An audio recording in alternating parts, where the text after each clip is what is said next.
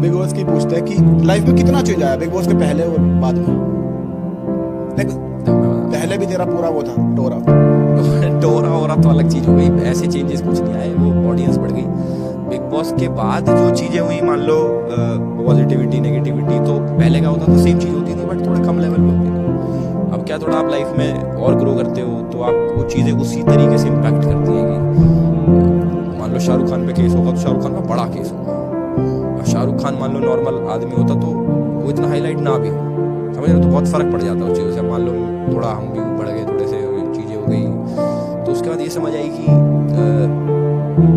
Time एक खराब time भी आता है और उससे कैसे ओवरकम करना है वो मेन गोल है। अब तो उससे क्या मैच्योरिटी आ जाती है। पहले क्या है कि हर चीज़ पे रिएक्शन दे दिया, कोई बोल रहा फालतू तो झापड़ मार दिया तो अब वो चीज़ें सोच सोच के लगता है कि यार अब थोड़ा अपने साथ रिस्पॉन्सिबिलिटी भी है कि भाई आपको अगर मान लो किसी ने रिकॉर्ड करके डाल दिया तो दिक्कत तो उस रिकॉर्ड अगर कैमरास बंद हो जाएं तो रिकॉर्ड करने वाला पकड़ो पहले, तो फिर उसे मारो फिर उसे। नहीं, ऐसी मेरी सोच थी, बट अब मेरी सोच ये है कि मार पिटाई इज नॉट द सोल्यूशन। अब भाई रिएक्शन दो ही मत।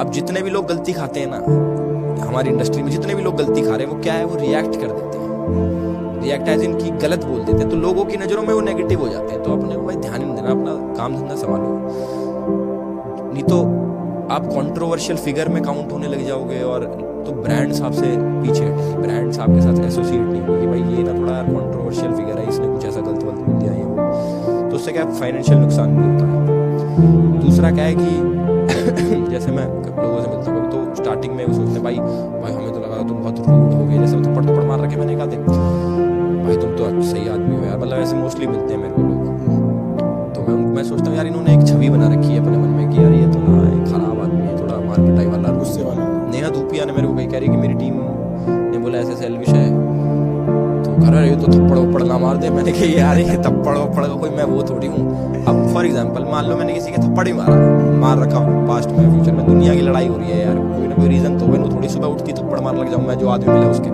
कोई रीजन होता है किसी चीज के पीछे, बट मैं उसको भी वो मान चुका कि मेरी ही गलती है भाई, हाथ उठाना इज नॉट द सोल्यूशन। अब क्या करूँ मैं इसके बाद?